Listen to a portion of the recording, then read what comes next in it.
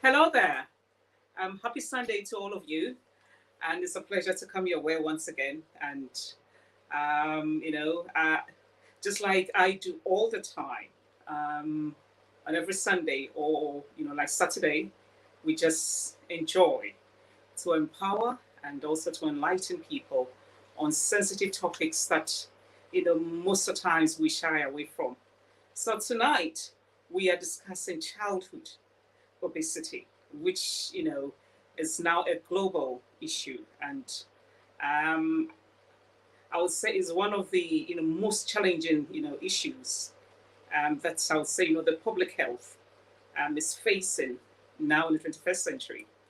It used to be not too noticeable, but now it's I mean it's everywhere. So globally, and it's affecting now the low and middle income countries. As parents, we are so worried about how much sugar our children are consuming, on a daily basis. So tonight, I have with me on the Inside View Dr. Araba Hibbah Osei-Kwasi, who is a registered nutritionist. Dr. Araba, welcome to the Inside View. Thank you so much, Nana. Thank you. Happy to be on this show. I'm so privileged as well to have you because, seeing how busy you are and, just sparing a few hours of your time to educate us. I don't take it lightly at all. So thank you. And You're welcome. yeah. So how was your day been like? Not too bad. The usual homework, preparing for the week. Yeah. It's the usual. Busy, busy as always. Anyway, Yes. before we go on, Yeah. if anybody is online, we would just urge you to invite as many people as you can, and also to invite your loved ones, and especially our children, to be empowered because we will not be there with them all the time. So it's high time they get also educated to make the right choices for themselves. So if we can, bring in our teenagers also, to listen to this powerful, insightful, and talk tonight, I'll be so happy. So, Dr. Araba, Yes. No. there's childhood obesity everywhere. Yeah. And, as parents, we get so worried, about the amount of sugar that our children consume every day in chocolates, in crisps, in cereals, everything. I mean, there's sugar everywhere. And as parents, sometimes we can't, keep tabs on what our children, eat. So, tonight we just want to find out what childhood obesity, like is all about.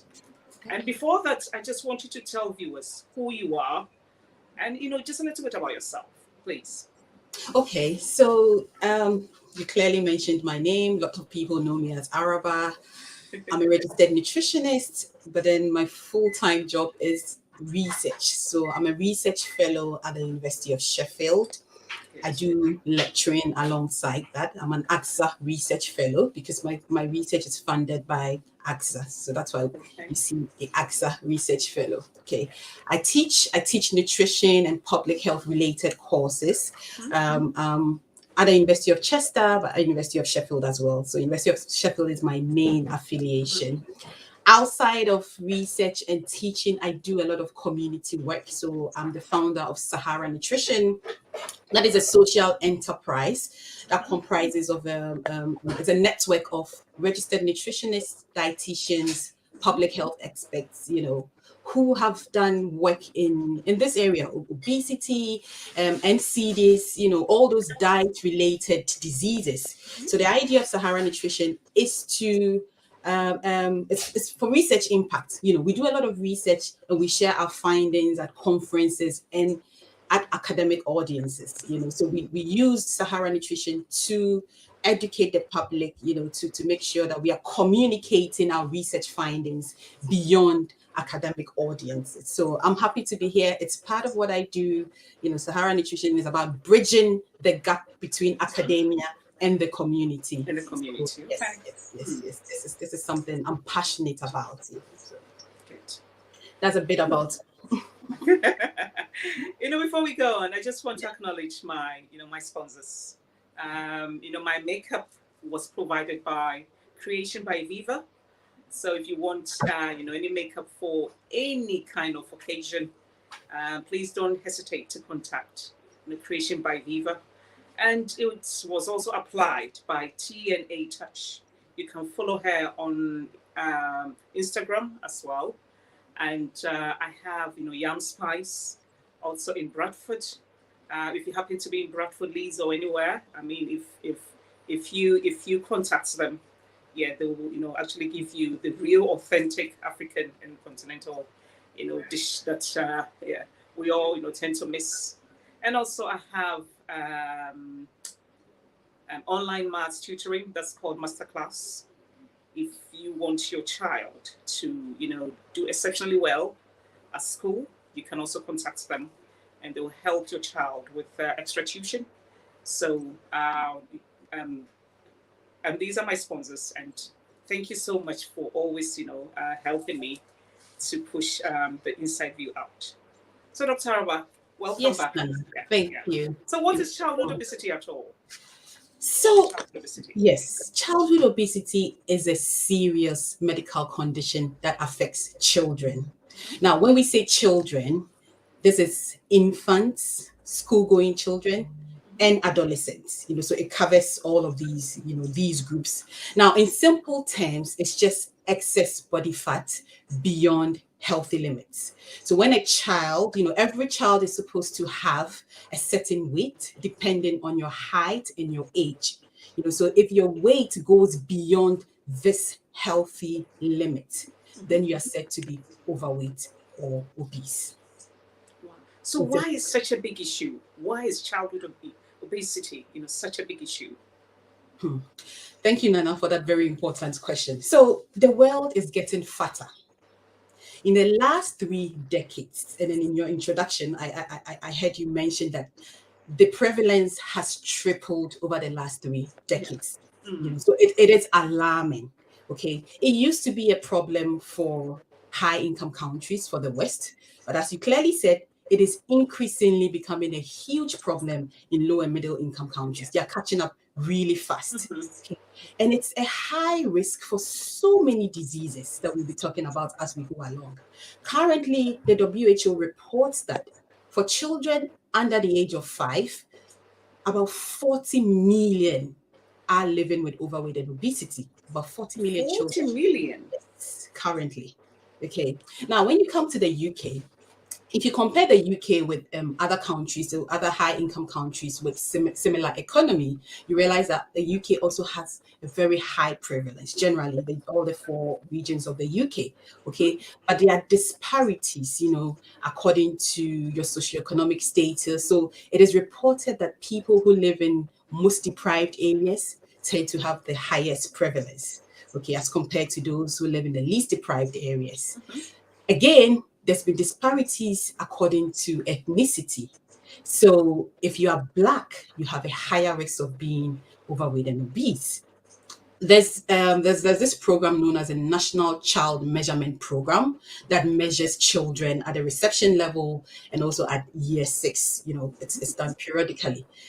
Reports from this program shows that every time Blacks tend to have the highest prevalence. Okay, so it is a huge problem. Yes, Nana, you wanted to say something? I'm just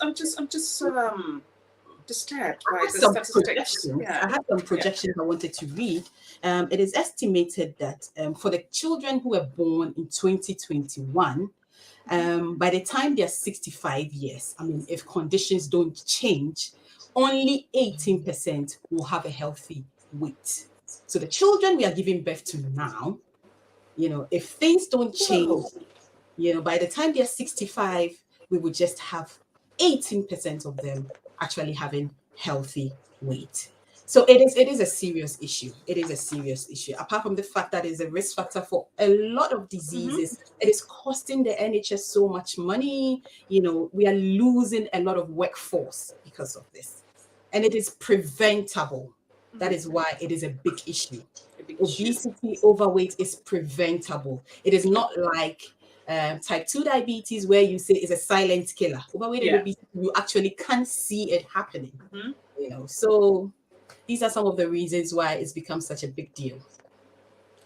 You know, I didn't want to go ahead of you, but Yeah. just listening to what you just said, and I mean, it's so disturbing.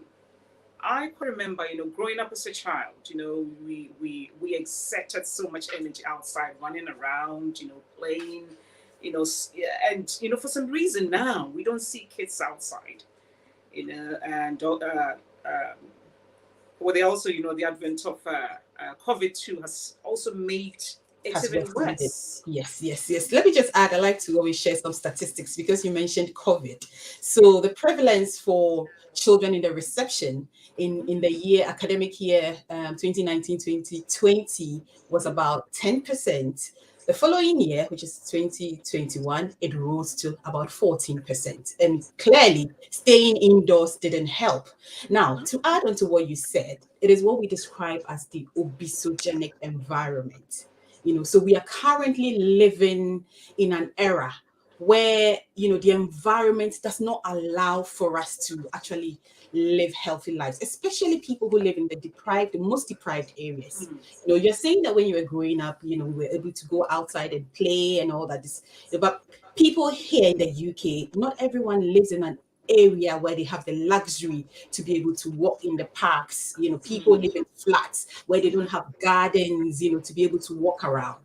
Okay, so socioeconomic status, poverty is highly associated with childhood obesity. Okay. So, how does it even develop?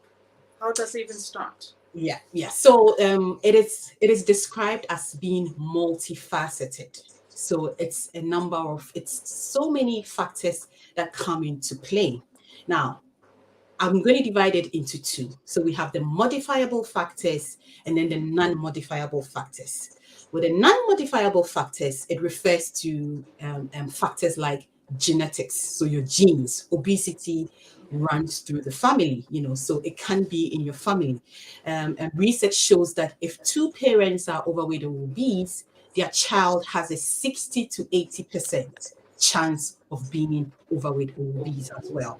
Okay, but having said that, as I go on, I'll still clarify that yes, genes definitely play a role, but then there's sometimes we kind of use that as an excuse. So that's just one of the factors. Now, when we come to the non-modifiable factors, no, the genes were the non-modifiable factors. Now let's talk about the modifiable factors, which is what I like to talk about because that means you can do something about it. So lifestyle behavior, and you clearly talked about one when you talk about the fact that when we were younger we used to play and all that. The current era, we describe it as obesogenic, but also the nutrition transition. Things have changed in this generation, so people are more sedentary.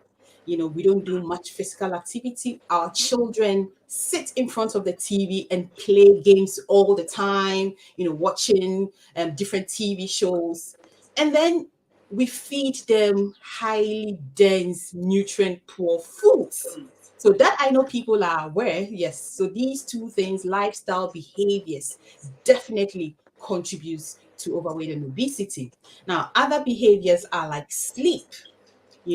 When children don't sleep well, there's research to show that that is associated with overweight and obesity. When people don't sleep well, they have imbalance of hormones, and that has been shown to be associated with an increased appetite.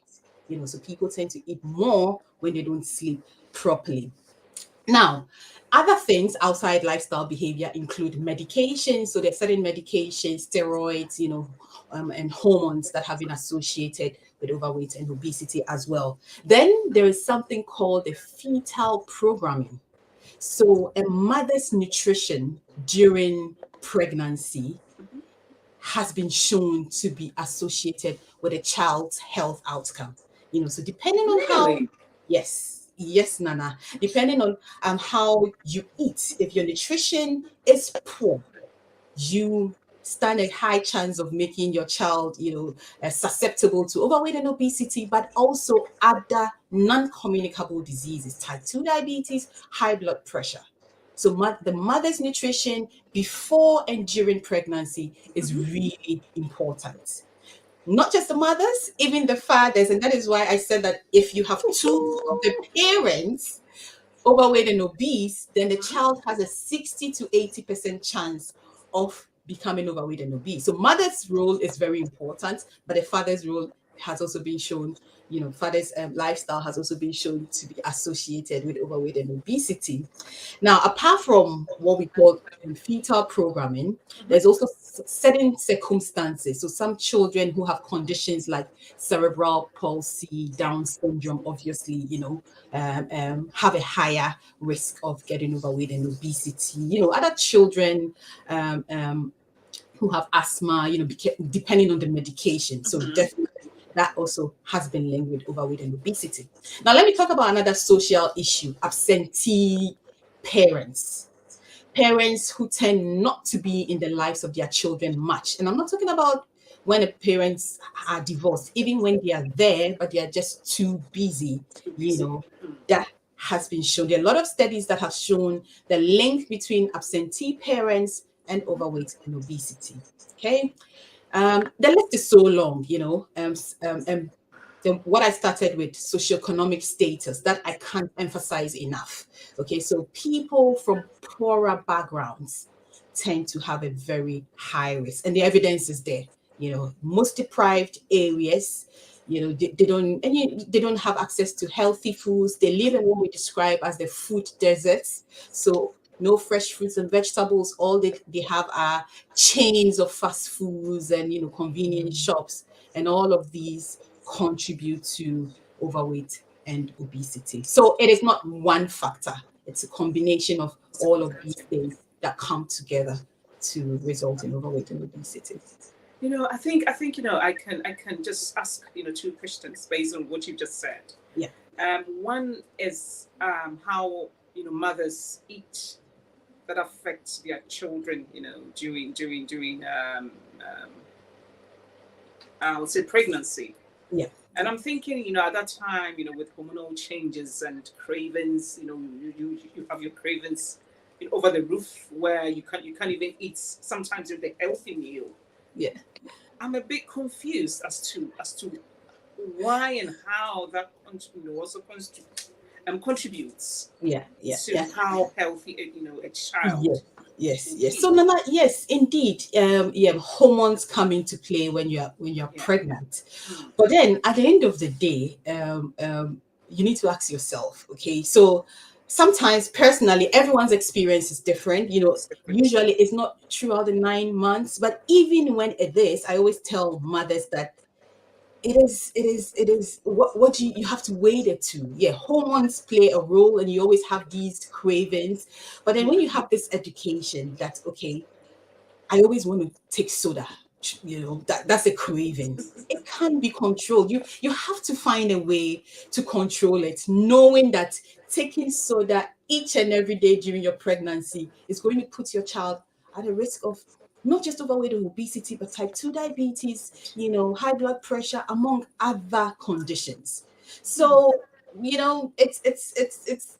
it's difficult, but I think that sometimes we just have to find ways to try and control our cravings, knowing what we know, that it's definitely going.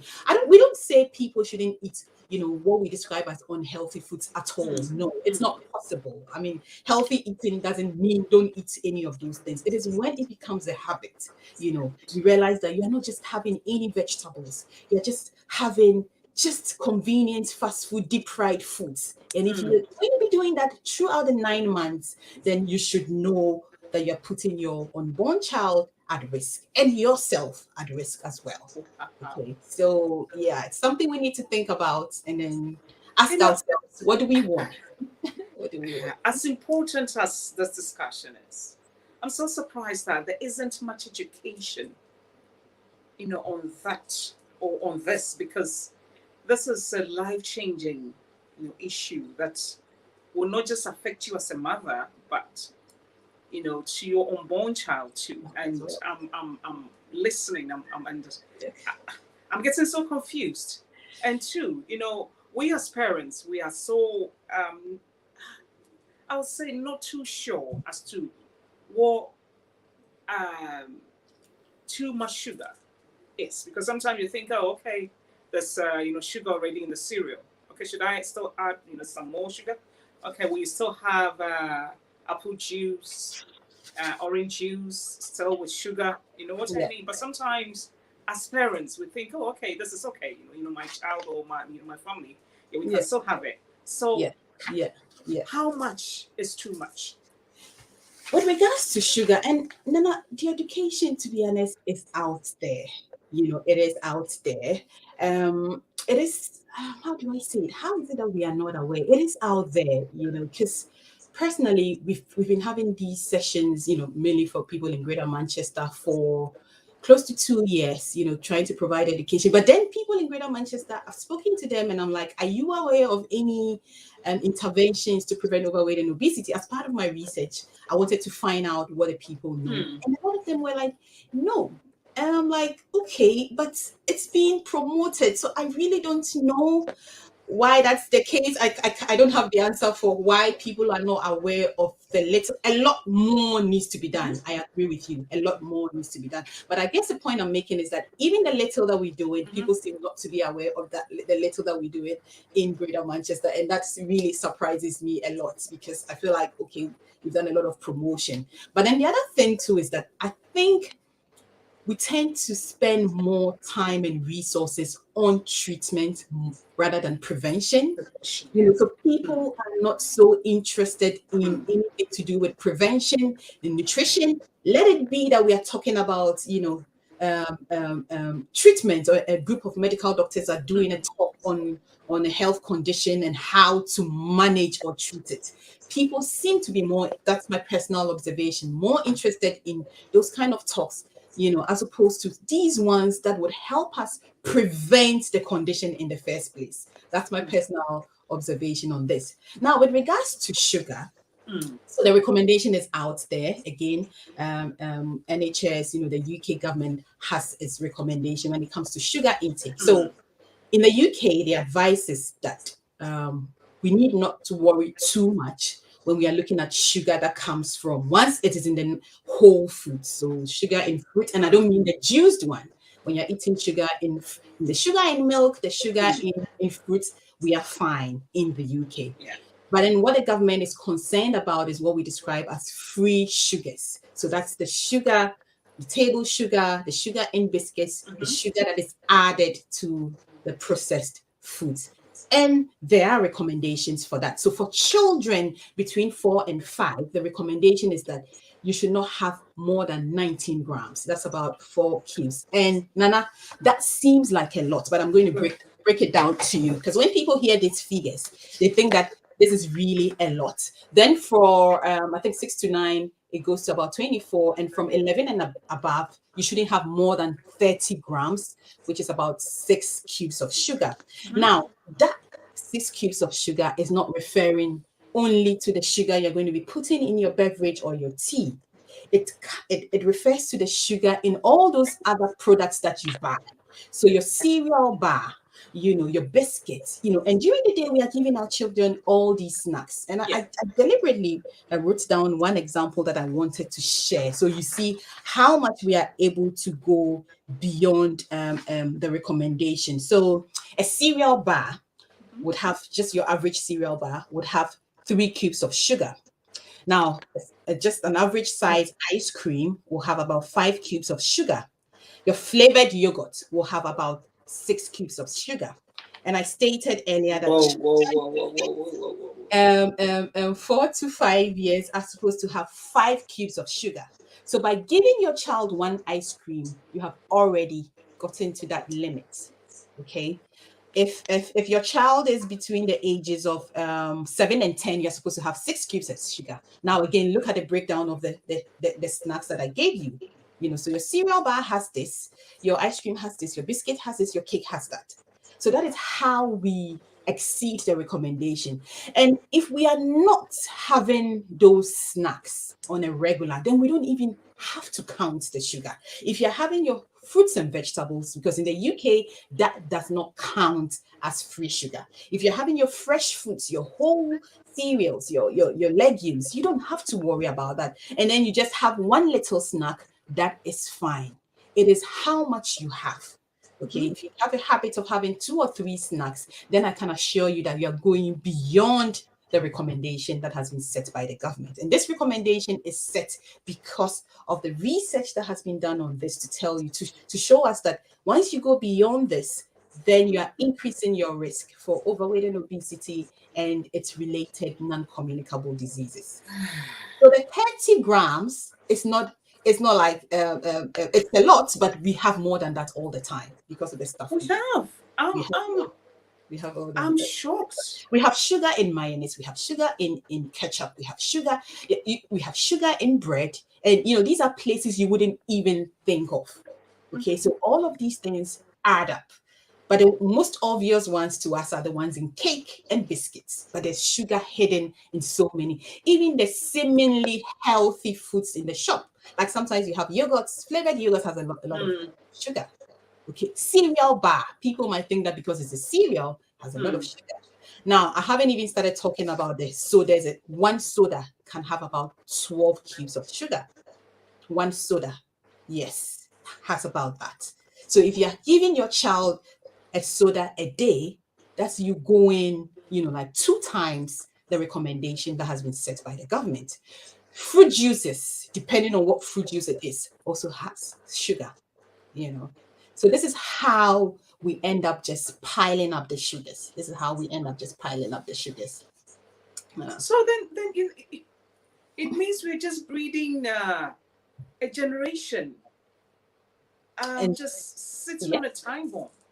that is why the projections I started with said that if things don't change by the time the current children born in 2021, by the time they are 65 years, less than a quarter would have healthy weight. Because as you said, we're sitting on a time bomb. With the kind of dietary behaviors we have and the lifestyle we have now, overweight and obesity is just going to get worse and worse and worse. It's not getting better. Despite all the efforts that the government is putting in, it's not getting better. It is not getting better. So, tonight, if you happen to be online, please, I'll urge you to share this particular interview. As a mother and a mother to many children, I would just urge you to share this interview because it's not good news, at all. Because especially if we are, feeding our children with all these crisps, cereal bars, and things that we think they are healthy, but unfortunately, tonight we are going to make adjustments, as to how we feed our children. And I'm so happy we're having this discussion now. And trust me, you wouldn't have any more excuse. And please, in our community, I will urge all of us, anytime there's a discussion like this, please join in. Please join in. On Facebook, it's free. And especially those of us in diaspora, we are so privileged to have, Wi-Fi uninterrupted, free, like I wouldn't say free, but we have lights, like electricity 24/7. So, some of this discussion, please join in and also invite people to listen, because it just comes, once a while. But then when we have it, can we please make the most out of it?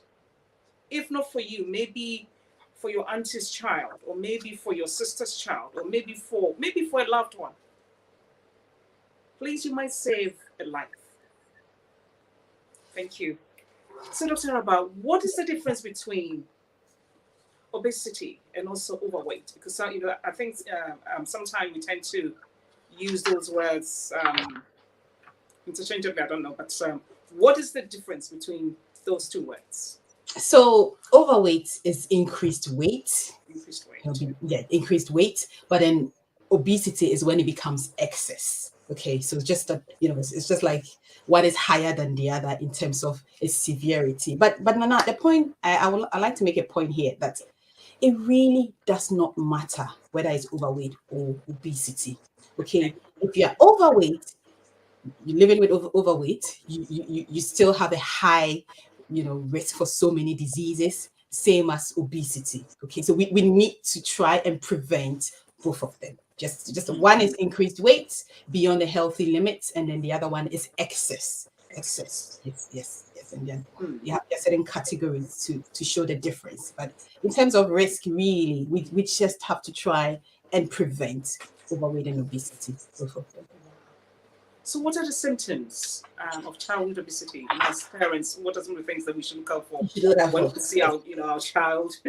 Yes, that's a good question.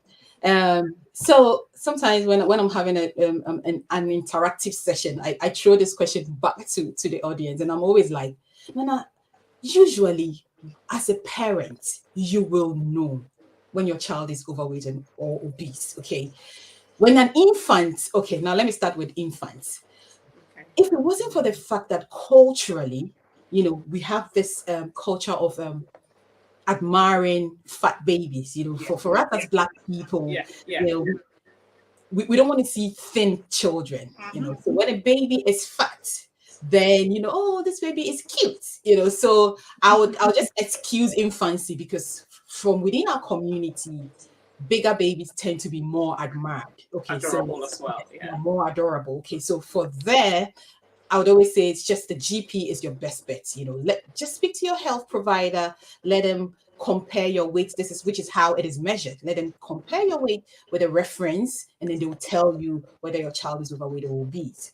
But then with school-going children, adolescents, usually as mothers, we can tell, because when your children when your child is in school, you always see other kids, and you always see this odd one out. Okay, you can't tell unless you are living in denial. So overweight and obesity is not, and I like to emphasize on this, it is not like high blood pressure, it is not like type 2 diabetes, which are silent killers. You usually can tell if you're not living in denial.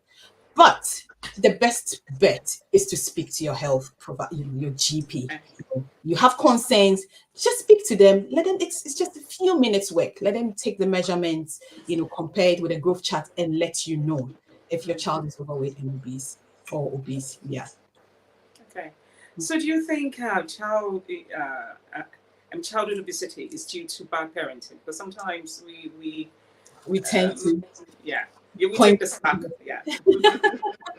So Nana, we've moved away from that thinking. Public health has moved away from victimizing and blaming people. So even if we're not talking about childhood obesity, we're talking about adulthood obesity, we would not say that it is an individual's fault that he or she is obese. We've moved away from it. And if you recall, when I started, I said that overweight and obesity is multifaceted. There are so many factors that come into play. Now, having said that, I'm not excusing parents, okay? Parents have a big role to play. Parents definitely have a big role to play. But the society we live in, our environments have also been shown to have a big role to play. Sometimes people think that, okay, you know one or two people who are always feeding on junk food. But then current research shows that people eat junk food not just because of moral irresponsibility or ignorance, but in response to their social, their economic, or their physical environment. Okay, so people have reasons why they do what they do, which I am not excusing, but I'm saying that it's a whole lot of factors. It is complex, but parents definitely have a role to play, and parents can definitely do something about changing that, about making sure that they prevent overweight and obesity among their children. But no, we cannot point hands at parents to say that it's entirely the parents' fault. No, we've moved away from that thinking. Public health has moved away from that thinking. Yeah. Dr. Araba, I think when you started, to actually talk, you made mention that this, problem is more, prevalent in the Black community. And I'm so surprised that with all the interventions, with all the information out there, we are still not educated on this issue. Um, what do you think can be done to increase this awareness, especially in our community, and especially if maybe in a few years to come, just 18% of yes, I mean will be healthy, and I don't know, what percentage, would apply to our children, Yeah, yeah, at yeah, that time. yes, So, in your own, I mean, what can be done for yeah, our people to get educated on yeah, this, very issue, especially if we are the ones, especially, like in the, the poor communities. yeah, I yeah. mean, what can be done? Because this is not fair. Yeah. So Nana, So, as part of my current research, I'm mm, looking at something called community readiness. So a part of my research that I'm doing now. So I'm speaking to community leaders in Greater Manchester, and I'm focusing on the Ghanaian population. So I'm speaking okay, to, pastors. I'm speaking to queen mothers and okay, leaders of the ethnic groups. And what I'm trying to find out is how ready is the Ghanaian community in Greater Manchester to prevent or to engage in interventions to prevent overweight and obesity. And I know you'll be surprised to know that my findings show that people are aware of the causes, the consequences, mm-hmm. like they know. Awareness on or knowledge on the issue is no longer a problem. People Okay, know what's well. The few people I spoke to clearly knew the causes, the consequences, and what they should do to prevent it. I wasn't focusing on childhood obesity, but the principles apply. Okay. okay, So now the issue is if people are aware, why are they not taking action? Because it's something I explored as well. yeah, And I'm sharing some of my findings from that those interviews that I did for the Ghanaian community in particular. The excuses were, I'll call them excuses because I think people should prioritize this over yeah, what they were telling me. Um, People's living circumstances, the fact that they're having two, three jobs, they prioritize. So someone gave me a scenario that I know I don't have to eat late at night, but then I always do night shifts. So I don't have a choice. When I come back from work, it's late, but I have to eat, and then immediately I go to sleep. mm-hmm. Okay. Then someone also said, we need to remit back to Ghana. We Mm-hmm. need to send money to family. Mm-hmm. So, we don't have the luxury to buy healthy foods. Okay, so these are some of the issues that the Ghanaian community shared with me. And really, if you ask me the answer to that, I seriously still don't know. All I know is that, it gives me a sense of where they are because the whole idea of the research was to find out where the people are. Because before you introduce an intervention, you need Yeah, to know, are people aware? And for now, I know that the people in Greater Manchester are aware of the causes, the consequences, and so that is not what they need. It's mm-hmm. the next step. Getting them to actually, do something about it is the next step. And if I tell you I have the answer to that, I might be lying. I seriously don't know because these are some of the things they shared with me. People's living circumstances and the work that they are doing. It goes back to what we said about socioeconomic status, Yeah, okay, and that is part of the issues we have with that. They call it a social gradient when you're talking about obesity. People who don't earn much as the ones who suffer most. People, and that's why people talk about structural racism and things like that. Until people's lives get better, actually. you know, I don't know. I really don't know. These are some of the challenges. That's what I wanted to share. These are some of the challenges. The fact that, and let me share another example. So there's this analysis that has been done by, is it a Food Foundation or is a report Yeah, on how much people spend on healthy eating. eating. And it was shown that for people in the who earned 70K and above, following the current Eat Well guide, meant that they would just be spending a very small proportion. It was less than 11%. I can't remember the exact, percentage. But for people on lower income, if they wanted to eat and follow the government's guidelines, that meant that they had to spend a big chunk of their salary to be able to follow the current government guidelines. Okay, so it is complex, Nana. That's the point I want to make. It's complex. Poverty plays a role. Our socioeconomic status definitely plays a role. I mean, for people who live in areas, food deserts, where they don't have access to healthy fruits and vegetables, all they have are convenience shops. What do they do?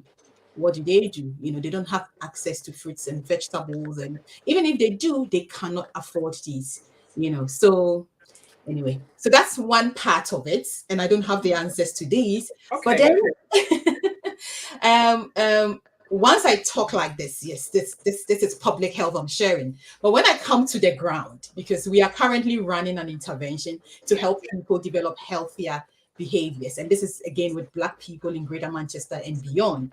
And now you'll be surprised to know that over, just after 3 months, people are coming out to tell us that they've cut down on their budget. So, sometimes we feel like, healthy eating means, buying the most sophisticated, healthy foods. But it really, if you cannot afford fresh vegetables because they're expensive, you can buy frozen vegetables, which are equally healthy. The nutrients are still there. Okay, so if you really, now I'm moving away from the political or the macro level to, just what we can do as individuals. Because what I say is that we cannot wait for the government to provide us with vouchers, because some of us feel like we are low income earners before we can eat healthy. If we are going to wait for the government to provide us with vouchers, we'll wait forever. So what can we do, ourselves in our own little way? Okay, because if we are not earning enough, we are earning between 20 and 30K a year. A lot of people within our community don't earn so much. And you know that we don't earn much. Yeah. But then, if we are going to say because we don't earn much, we are just going to eat anyhow, then we should know that we are putting ourselves and our children at a risk of, a lot of diseases, preventable disease. So we have to find ways, which is what we've tried to do, to get people to still eat healthy on that very small budget that they have. So it's doable. It's doable. You can still find a way to live a healthy life, even if you have a small budget. Yeah. Dr. Araba, before we move on to the next question, this issue is gradually, moving into the middle and lower income, I'll say countries, Ghana, Nigeria, Kenya, where we still have the large proportion of people still, on the low incomes, and then we have this issue of childhood obesity. Is it because we just want to copy blindly from the Western cultures, where we see somebody drinking, high energy, drinks, eating cakes, having crisps, that we think, we should, that we should also let our children have these. Yes, it's a bit of that. Do you think, we just copy blindly, or it's just trying to live that kind of affluent lifestyle, just trying to prove a point? Yes. And if so, do you think our public health in our various countries, do you think they're doing a very good job in terms of educating people on these serious issues? So yes, Nana. Yes to what you said. Is a bit of what you said, but in addition to what you said about us copying blindly, let me explain this in this way. So there's something known as a nutrition transition, and all over globally, every country has gone through the nutrition transition. The nutrition transition is in 5 stages. It started from an era where hunters were gathering foods. You remember back in the days, not that Yeah, that was what was happening. Then it moved to the second phase and it moved to the third phase. So for a lot of low and middle income countries, we tend to be in that third phase where overweight and obesity is now developing. So even the westernized countries, like the high income countries like the UK, has been at that point before, where countries like Ghana and Kenya are now. It's Okay. just a phase in life. The UK has been there. The UK has moved to the advanced stage of the nutrition transition, which is the fifth stage where they are beginning to do so much about these non-communicable diseases. Okay, so yeah, I just wanted to clarify that Okay. the UK has been there before. They've just advanced to the higher stage. But yes, Ghana and countries like Kenya, these convenience foods and the highly processed foods, when I was in Ghana 10 years ago, these were foods that were not cheap. Now things have changed now, things are evolving, so it was seen as status foods. It's still seen as status foods. These foods that are seen as junk here are seen as status foods in certain low and middle income countries. I wouldn't generalize it, certain communities in these countries. So yes, because they are seen as status foods, you realize that the people who can afford, the affluent people, the wealthy people, will tend to consume more of these foods. Yeah, because they're copying the West. And then that's why you see that the prevalence tends to be higher, in some of these communities amongst the higher socioeconomic status, as opposed to what is happening here in the West, where the poorer people tend to consume more of that. But again, even in countries like that, it is changing. Like I said earlier, it is a nutrition transition and it's changing. So it is only the poor in the urban areas. Well, I won't say only, depends on which country. Okay, there are certain places, it is the poor in the urban areas who are constantly consuming these high caloric, energy dense foods. Okay, so yeah, it depends. It differs, it differs from country to country, and then the context as well.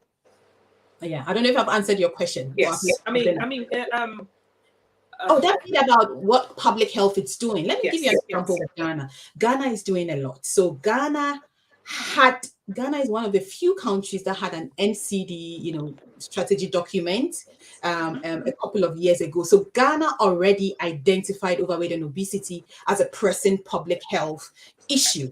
Okay, the issue has to do with implementation. Okay, so there's so many challenges, but then the government has recognized it as a pressing issue. And then 2-3 years ago, I was part of a global research team, researchers who went to Ghana and Kenya to try and research into what the drivers of the food environment were, and what was contributing to this problem. And the government adopted, they used the findings from our research to revise this policy document. So yes, the government is doing a lot, but there's a lot.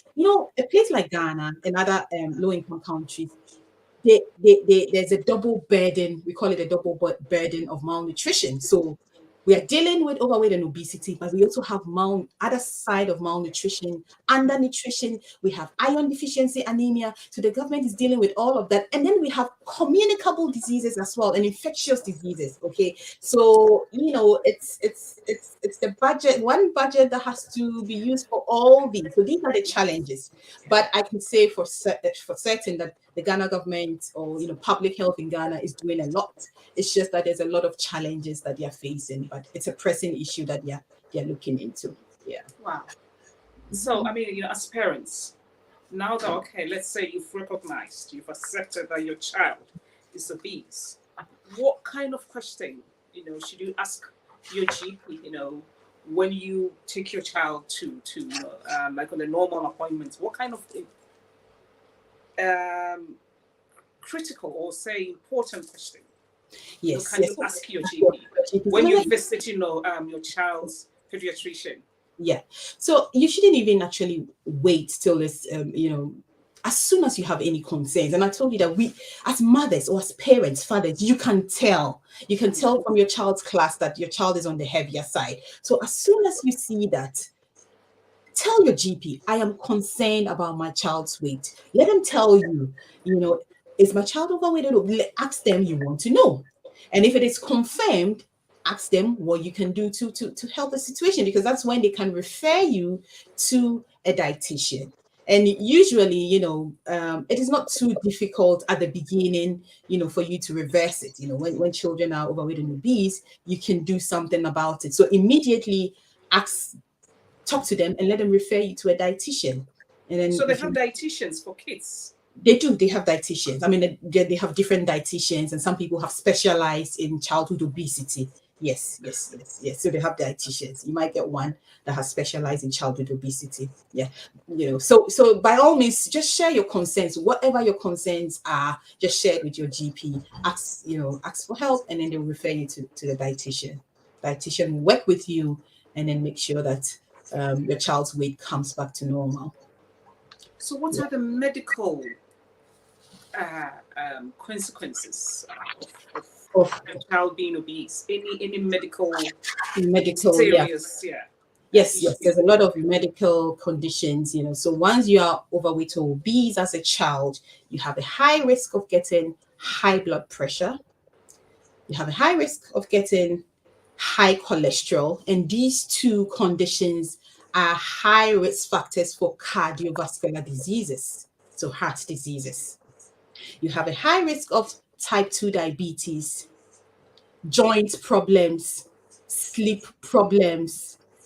The list goes on, backache, among others. Okay, so overweight and obesity has been associated with so many cancers. I mean, the list is so long that we just have to try and prevent it. We just have to try and prevent it. Now, if you are obese as a child, your chances of becoming obese as an adult is also higher. It's bigger or higher. And then once you become obese as an adult, you also it's more severe. The conditions associated with it is more severe when you are an adult. Now, there's also other consequences that are not medical. Do you want me to share those as well? Yeah, sure.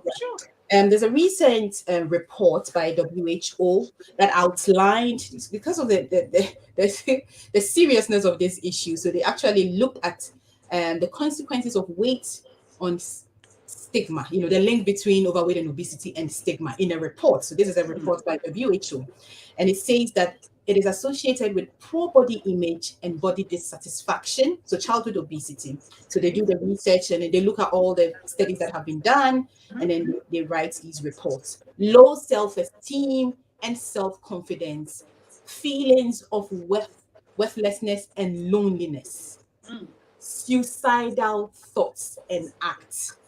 So the children who are overweight and obese tend to have suicidal thoughts, and you don't blame them. They're stigmatized. I mean, there's research to show that even teachers kind of discriminate against overweight and obese children in schools. Some research there's evidence to show that that's how the kids feel. Even at workplaces, especially here in the West. It might not be the case so much in Ghana, but here there's a lot of stigma that affects these children. Depression. Overweight and obese children get depression, anxiety, and psychological disorders. They tend to have disordered eating patterns. The list goes on. They avoid physical activity. They have a sense of worthlessness. So they don't even feel like doing any physical activity. They avoid medical care as well. They don't even want to go and see the GP. Okay, they have they have breathing disorders. Liver and gallbladder problems, among others. Yes, among others. So the consequences are really huge. Apart from the premature deaths, that's not you might get for those people who tend to die out of the associated conditions. Yeah. So it's a lot. Nana. So now with our teenage, kids, or with our teenagers, who tend to spend a lot of time, in front of screens, on their gadgets and stuff like that, and eating crisps, and what kind of advice can you give to them? And also as parents, how much sleep can our children have, to have a healthy, like bodies or, should I say lifestyle? Yeah. I get your question on that. So teenagers, school going children, infants, all of them, our children. When people say how can we advise them, I always say positive parent role modeling. And there's evidence to show that when it comes to nutrition education, just talking with the education doesn't result in behavior change. It's not enough for behavior change. Yes, it's one step, but for our children at home, we have to live by example. You cannot be telling your children not to be having soda on a daily basis, and you, the parent, the mother or father, will be consuming soda every day and then giving an excuse that you are an adult. Children learn best by imitating. So rather than advising our children, we as parents need to be role models. So if we know that we should not be sitting in front of the screen, and having snacks and eating, we shouldn't have that. Let's have a culture of not sitting in front of the screen to eat all the time. Let's have a culture of having vegetables with every meal that we have.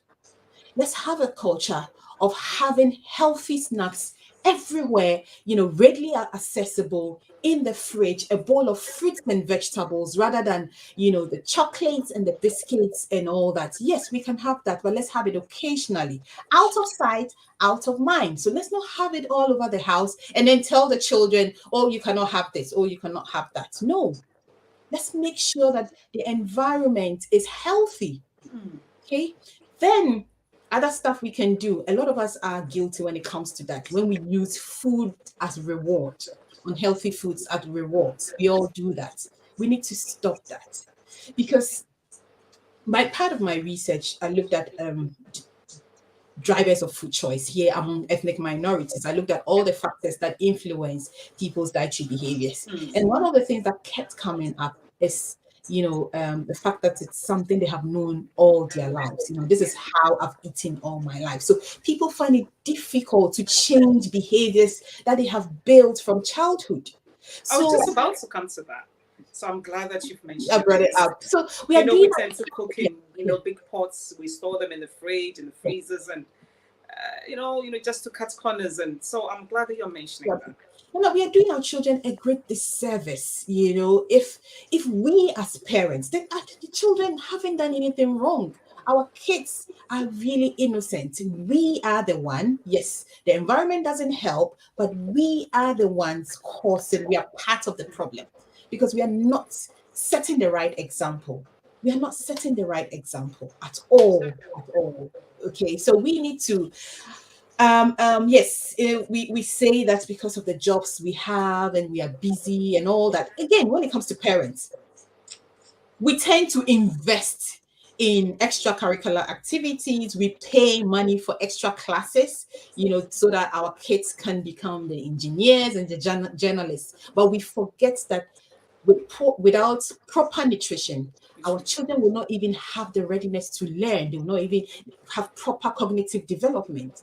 Okay, so if we can think about nutrition the way we think about academics and other parts of our children's lives, we can make a huge change in our current, lives or the way we live our lives right now. We need to invest. It is not easy. No one is saying healthy eating is easy. You need to invest the same way we are saving monies to go and buy properties or build houses in Ghana. We need to do the same and make the time. Try and cook fresh foods, fresh vegetables, have vegetables all the time. Cut down on the soda. We know. So I'm not using this to tell people what they already know. I think what I'm highlighting are the challenges and how we can overcome these challenges. Okay, because the issues are real, the challenges are there. But so what are we going to do about it is what I keep asking. Okay, so We want, go on. If I can just reiterate just what you just said, if we can invest in nutrition as the way, as we invest in education, I mean, it will go a long way to help our children. Children and ourselves as well. Not just the children, ourselves, because you are preventing diseases. If you have an adolescent child who is overweight and obese and has type 2 diabetes, who is immobile, that affects you as a parent.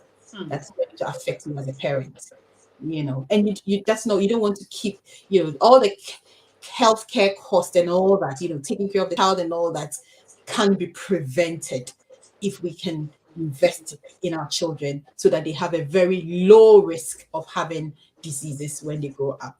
So we So do need to, you, yeah, okay. So do go you on. think childhood obesity, if not, prevented, cannot, can lead or has got a link with, mental health?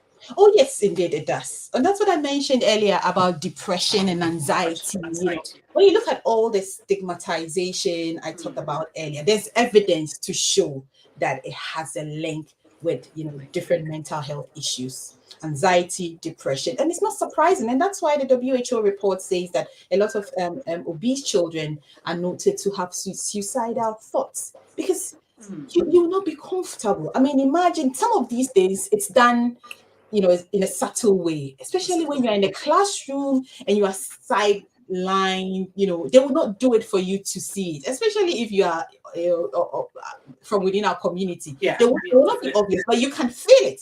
And, that's why you just hear children taking their lives and things like that. They go through a lot. They go through a lot. And then, I read some of the stuff to you that they feel, no sense of worthless, and they don't want to go out, and all of these it's going to affect them mentally when they grow up. So it definitely has a link. It does have a link with mental health. Yeah. Okay, now that we've been educated about all the causes and effects, now we are moving on to the prevention. I mean, how we as parents, the role that we can play as parents. How can families teach their children the importance of eating healthy? Yes, Nana. So again, when it comes to teaching, I go back to that rule I said: live by example. Live by example. There's no point just sitting your children down to tell them, oh, this is the Eat Well guide. You're supposed to have 5 a day, and you're not doing it as a family. Okay, so the first rule is that as a family, make it a point that you are all going to eat healthy. Now, how are you going to do that?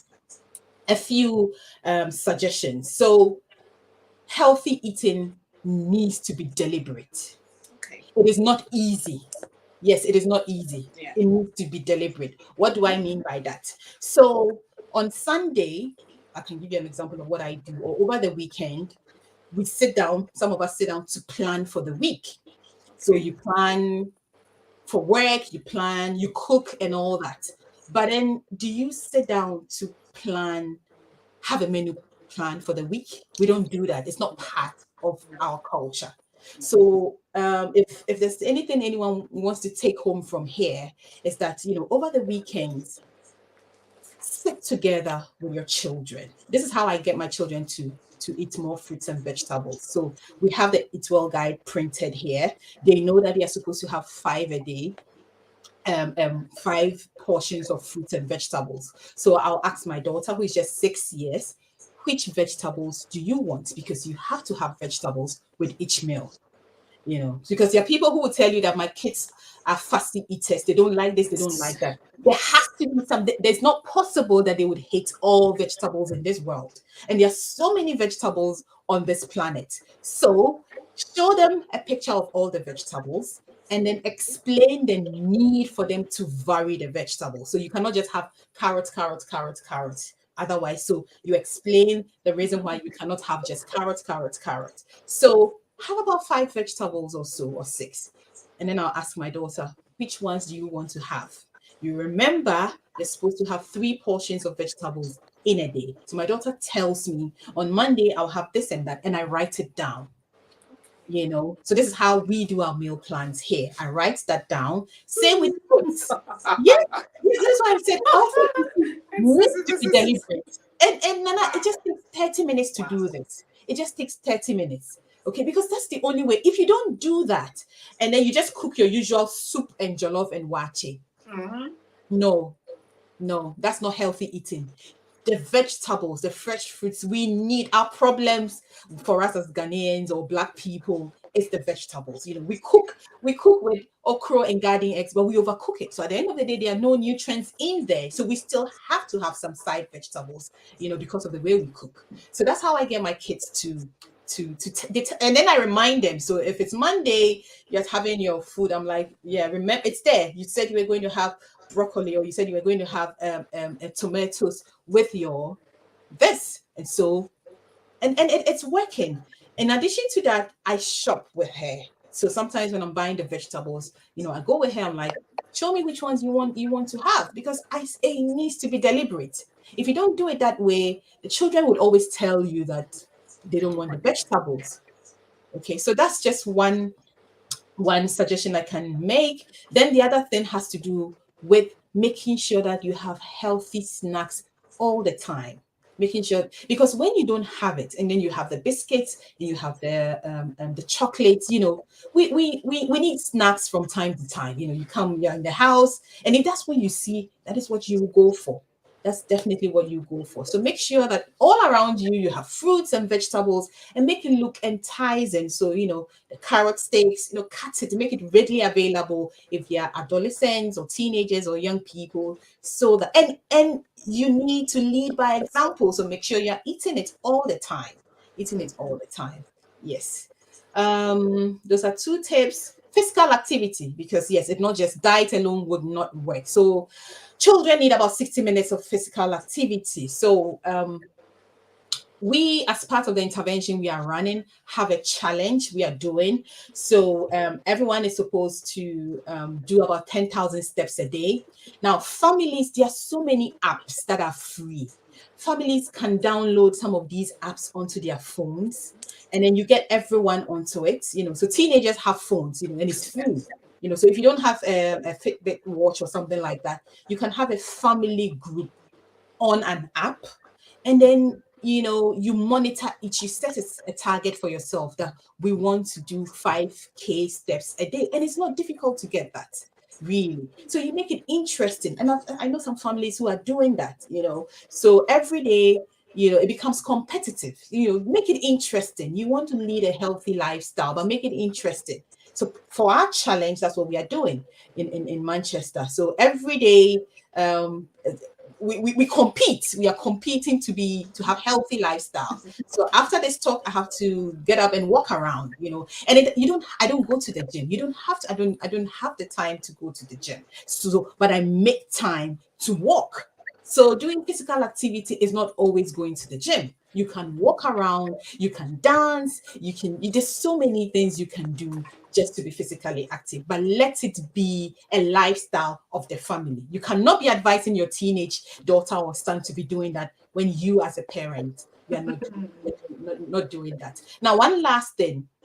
Another thing that we've realized, and anecdotal evidence shows that when our children don't eat healthy meals in the morning, they tend to snack a lot and snack on unhealthy foods. Okay, so what we recommend as part of our challenge is that make sure your children are eating healthy meals. And what do I mean by healthy meals?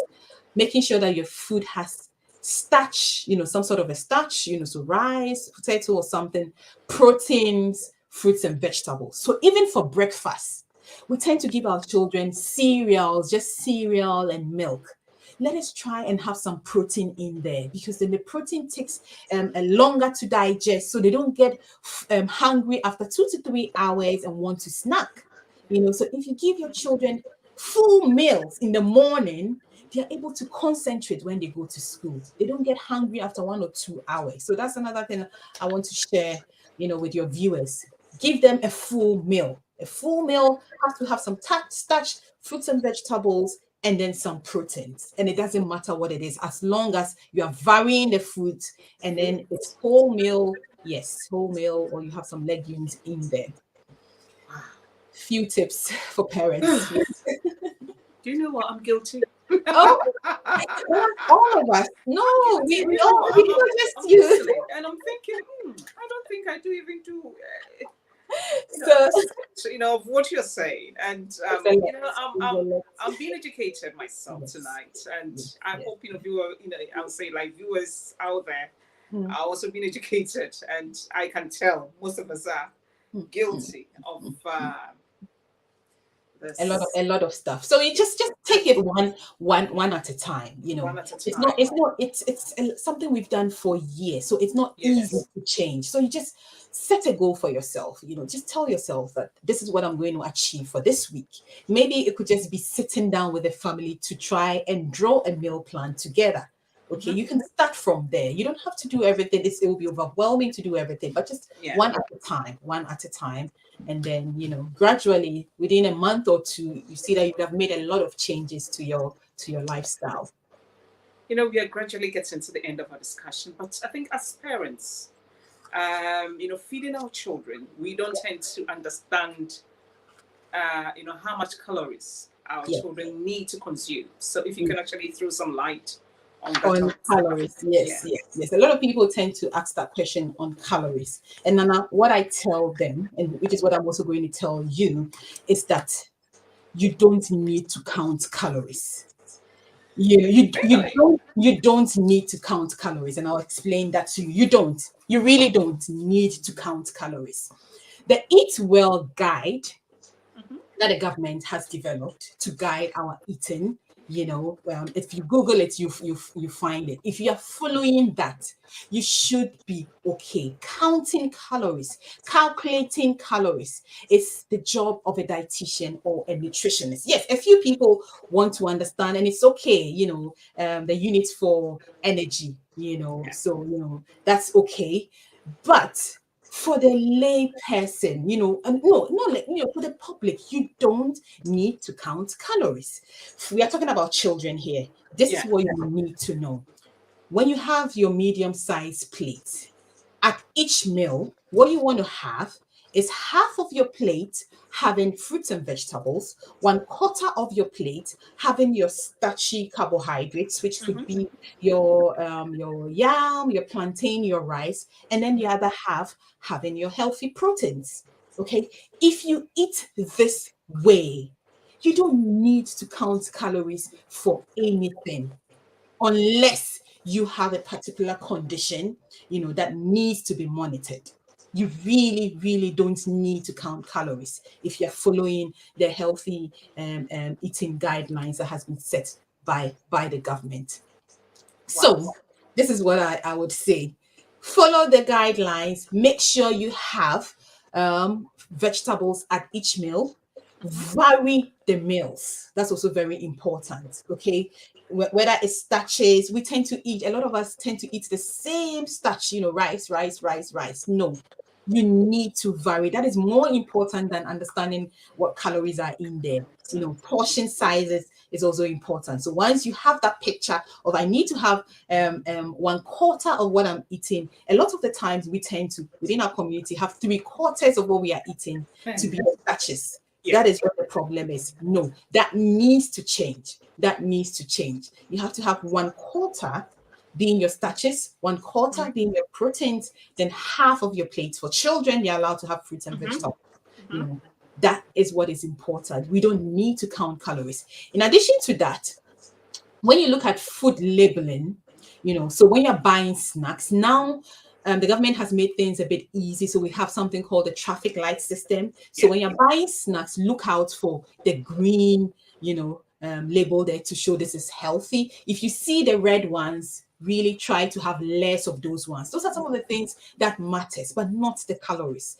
Especially when you're not managing any condition and you just want to eat healthy, you do not need to count calories. No, you don't at all. Yeah, Yeah, Dr. Araba, I'm so glad that you said that the the way that we eat now needs to change. it needs to change.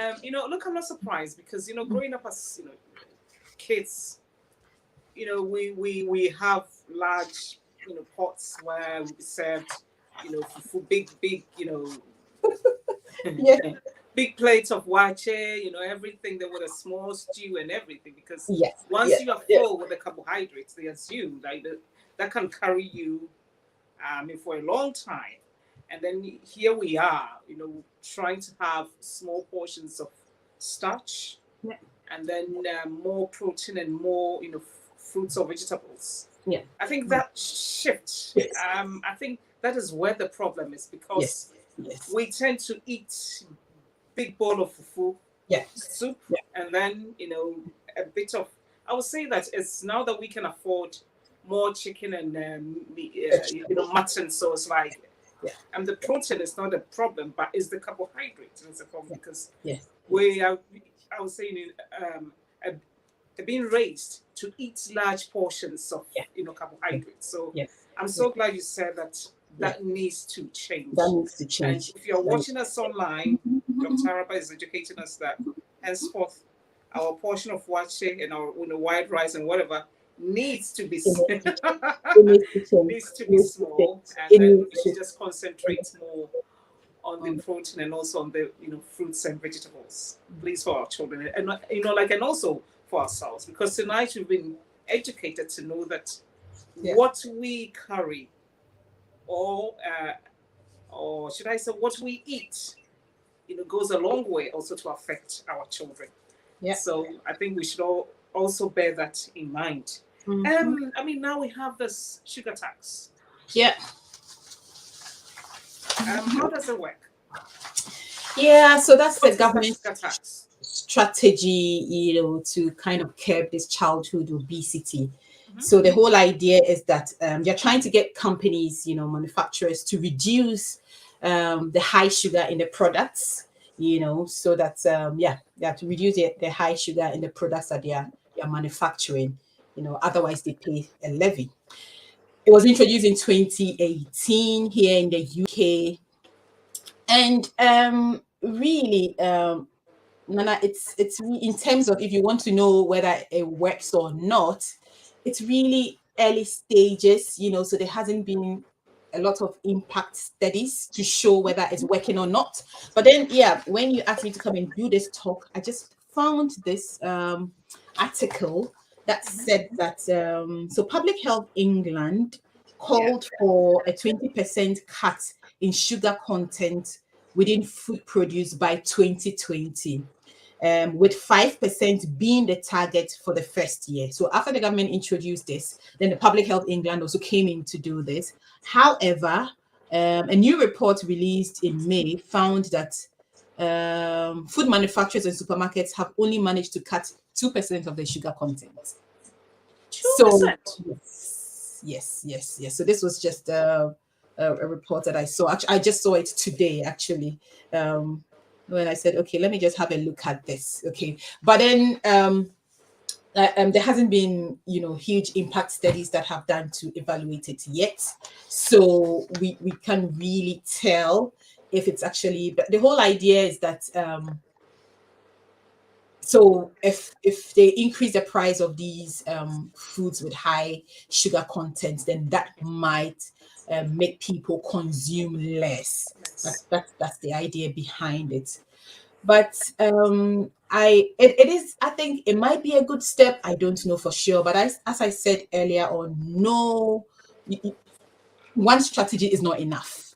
Okay, I started by saying that it is multifaceted. So in order to curb this problem, again, we need a multitude of solutions. So this might be a good step in the right direction. I don't know for sure, but again, it is not enough. Yes, the government is trying, but there's so much more we can do. We've talked about the family's role, but then we as a community, so because I do a lot of my research within the Black community, I like to talk about them, certain things still need to change. We still have a cultural acceptance or desirability for, overweight. Yeah. My research says we don't like obese women or children, but, we still kind of, we did a study in 2019, a systematic review that brought together all the studies that have been done on body image and these kind of issues, and it showed that people still prefer the normal weight, but also overweight women.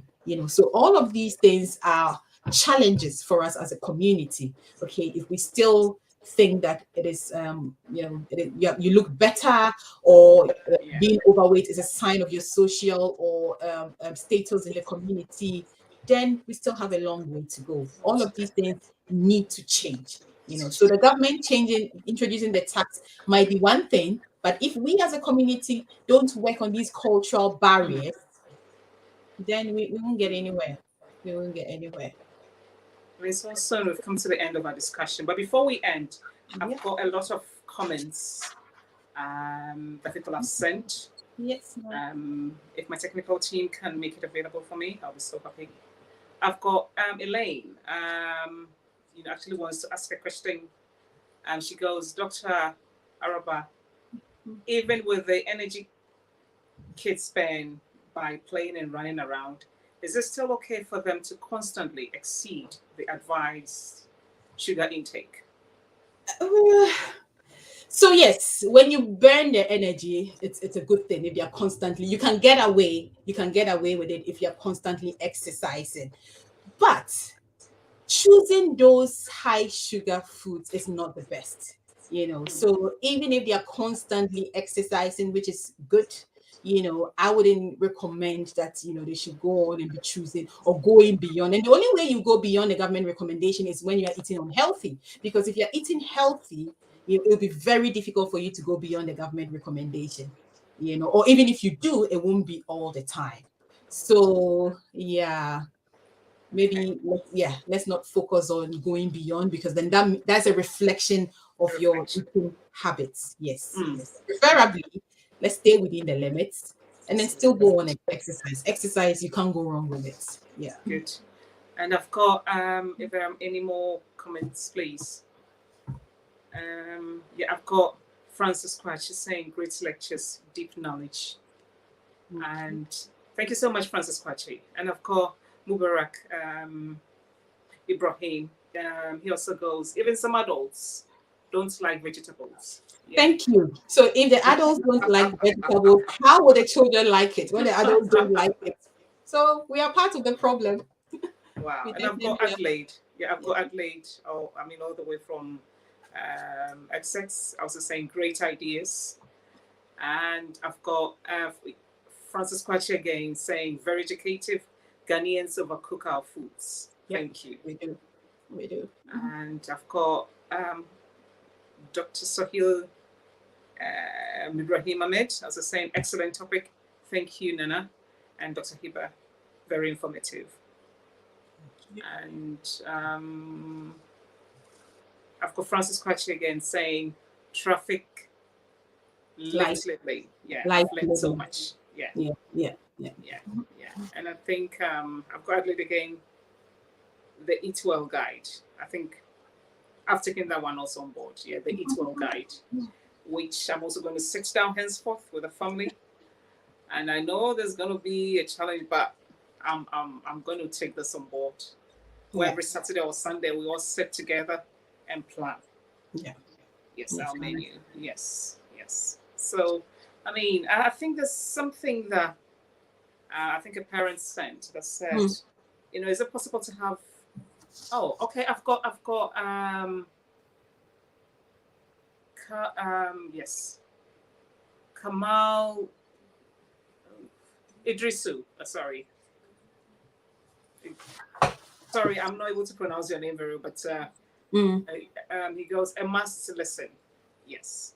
I do apologize if I'm not able to pronounce your name well. Yeah.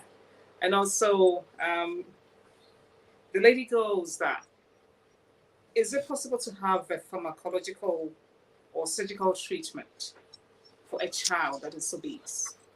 Yes, so that definitely is available here in the UK. It is. But as a public health nutritionist, I'm all about prevention, and then managing with lifestyle. Yeah, but they have it here in the UK. You need to speak to your GP. They have it as a tier system. So the first tier 1 is when they refer you to your dietitian. Then they have the second tier where they send you to social prescribers. So they have it. The last level is bariatric surgery. So they definitely have some medication and stuff that they have for management.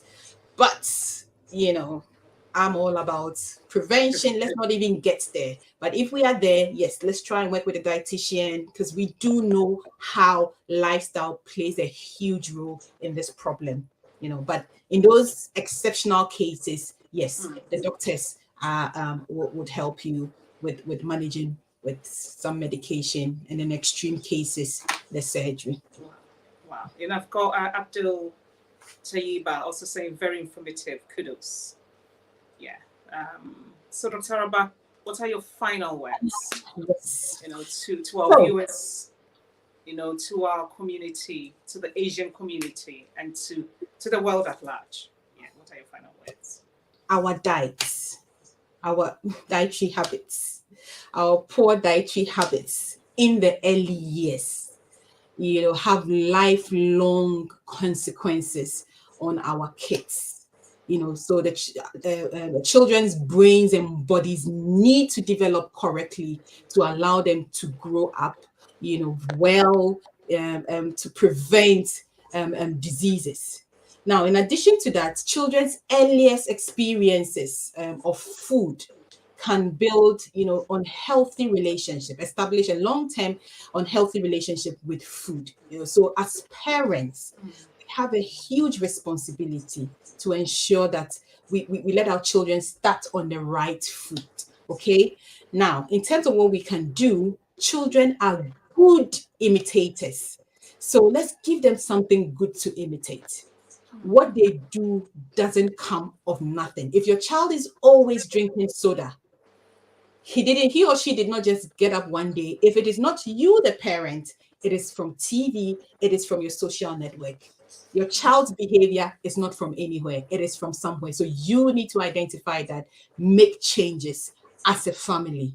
And that's the only way we can curb the childhood obesity within our community as Africans, as Asians, or the world at large. Everyone has a role to play, but we as parents or families, I think, have the biggest role to play in preventing this. Wow. Yeah. Thank you so much. I'll say that the comments are now coming in, and I've got Tayyiba also saying to lengthen thy life. Lessen thy meals. Yeah, yes, it's in our intervention. So she knows that just means that if you want to live long, yes, cut so to down lengthen on life. Listen, okay, yes. So cut down on the portion size. Yes. On that note, thank you so much, Dr. Araba, for educating us. Tonight, I wish maybe you can come to Bradford one day to have, one of your workshops here where we can interact with people, where they get to see you and ask questions personally and, just also empower them. But, for tonight, I would like to say thank you so much for your time and for the knowledge that you've spewed and also shared across the globe. I couldn't get to read all the comments, but I would say thank you so much. And then to our viewers out there, we've gotten something, tonight where we can, now learn to plan our meals with our families, where we can also exercise more. And also our children tend to copy us, I would say, just tend to copy what we do. So we should try and lead by example. Eat our vegetables, our fruits, exercise more, and then trust me, our children will also follow suit. So on that note, thank you for being a part of tonight's show, and thank you so much for your company, and thanks for watching. See you same time, and have a blessed week. Thank you. Thank you.